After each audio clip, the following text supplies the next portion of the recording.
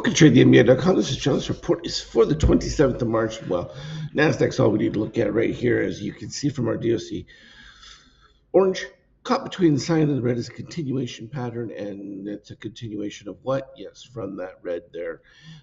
That tells you everything you needed to know. There was nothing special or exciting that needs to be referenced other than that. And then you go to Europe. And this is a composite of what's happening in Europe. And it's actually even much worse than this because the euro is being held up artificially because as oil prices continue, they're going to have to convert into dollars. And what do you want a euro for? I mean, Germany was announcing that they've added, 200,000 to their bureaucratic workforce.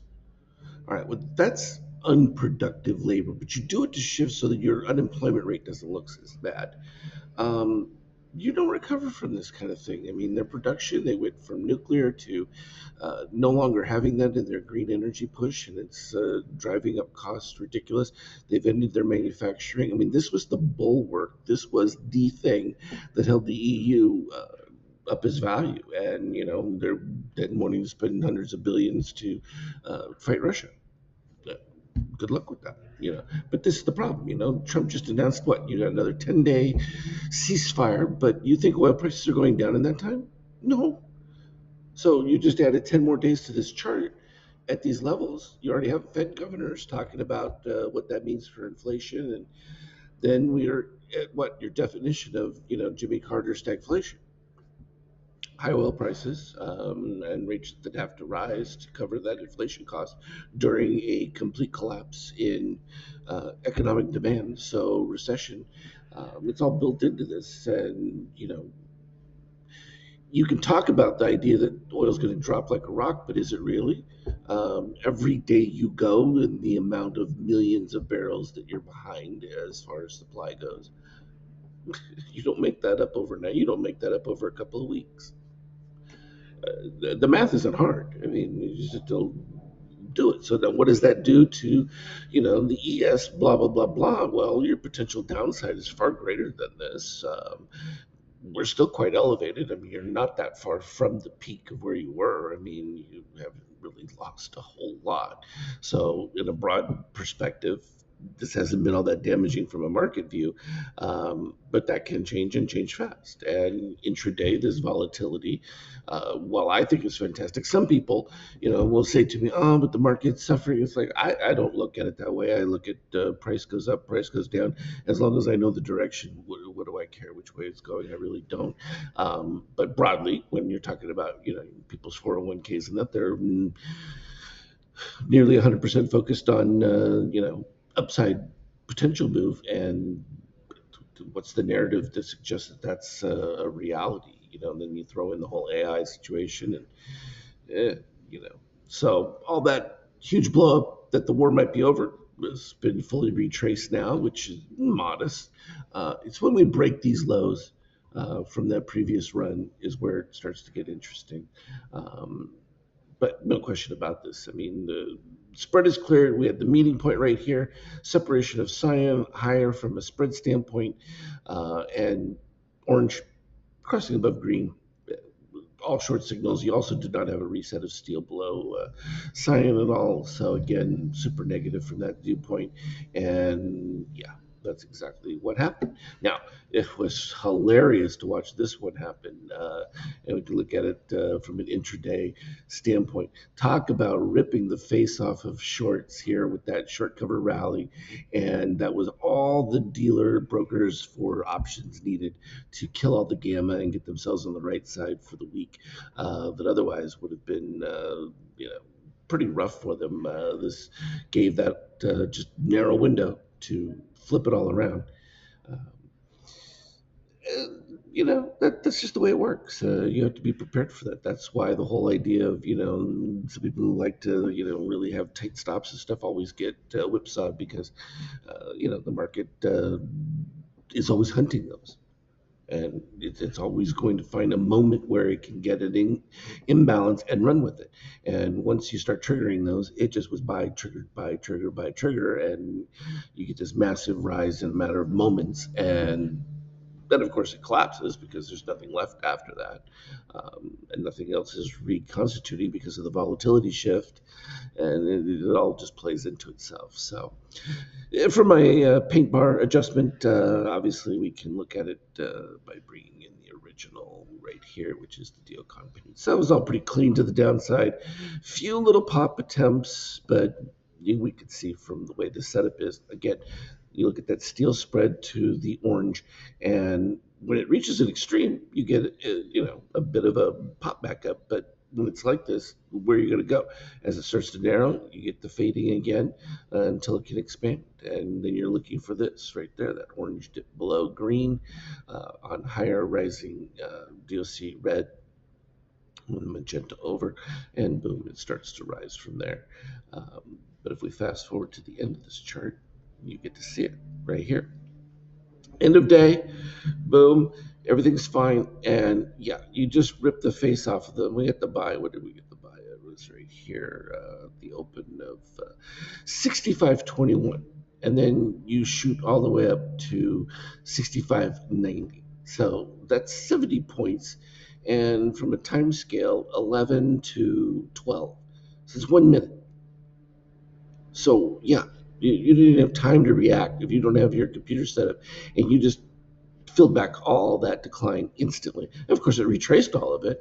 That's not the point. The point was is that you took out all those uh, stops and everything in between that time, and that's perfect. But look at it from a broader standpoint. When we're at the open at 66.17, this thing is calling for a short, and that comes all the way down to the lows right there. And then what we get is this, where you start to develop these super broad uh, peaks. So we had normal range going between the spread of cyan to green and cyan to red. And then all of a sudden it expands, but it can only go so far. And when you get down to this minus 20, this is where you hear me talk about all the time, well, we reached an automatic reversal point. Yeah, because that's what happens. When you get to the expanded point where there just really is more room, you get an automatic reversal from that. And boom, there it is. That's where the programs kick in. And it's not an arbitrary thing. That's what we're monitoring here. We're monitoring their behavior.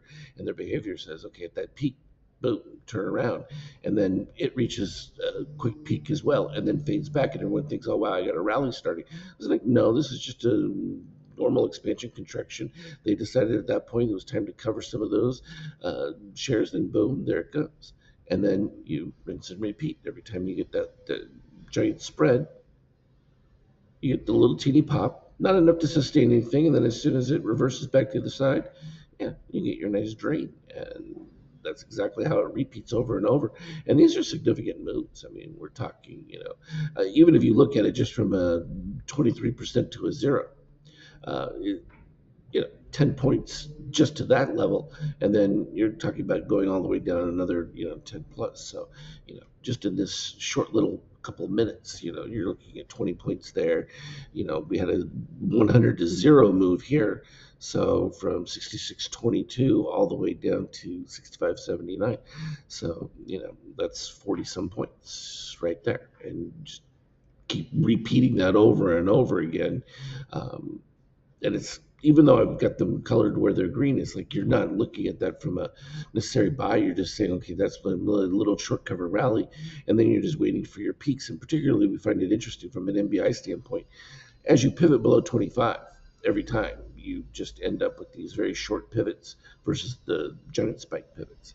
And when you get a spike pivot over the 33, and in this particular case, all the way up there, the 40 range, 45, and you're still under the 23%, no, you're going back to zero, guaranteed. Don't even have to think about it. I mean, you can just see the repeat play of that over and over again. Takes place regularly. And all you're looking for in this case is when you get those kind of peaks that match with your dip of orange. The interesting ones are the ones where you get the peak and you don't get a corresponding dip of the orange. Those are particularly problematic. Like here, you expect to have much more decline in your move lower, and that's exactly what happens here, because lower peak, you did not get your buy confirmation within that, and boom. And then you follow across, Get your green right here above the 23%. That's a legitimate buy configuration within that. So you're expecting some type of a move to the upside. Are you expecting that kind of move? Well, not particularly, but when you see this max inflection point, you know that you've got maybe a bar or more before it's over. It can't sustain it because that spread can't get any larger. And as that narrows between uh, steel and orange, uh, you get a drop off in price. And in this particular case, you look at the single bar drop here from 89 to 57. So 90 to 60, that's 30-point drop in the single bar, which took a minute or so to happen. And then it cascaded further, tried to rebuild on that one. And now we've made new lows here going into it. So long winded way of saying that, yeah, at the end of the day, you've just pushed the can further down, and the risks are growing by the day. And I don't know where you see an off ramp. Not anything I'm reading about, and there's certainly the market, while it's able to move up and down based on the reports of this or report of that. Those are just ways to move things, from a broad narrative perspective. It's not really the fundamentals of what's going to be taking place in the economy, which are going to be a much broader thing that you have to look at. So I'm just pointing that one out for you. It's not gloom and doom. It just is what it is, and you have to just be able to see it for what it is, so that it makes clear sense, particularly in planning. I mean, oil prices are not coming down anytime soon, so just prepare for it. That's the long and the short of it for now. Anything relevant, I'll put it on our team chat. Have a good one. Trade well.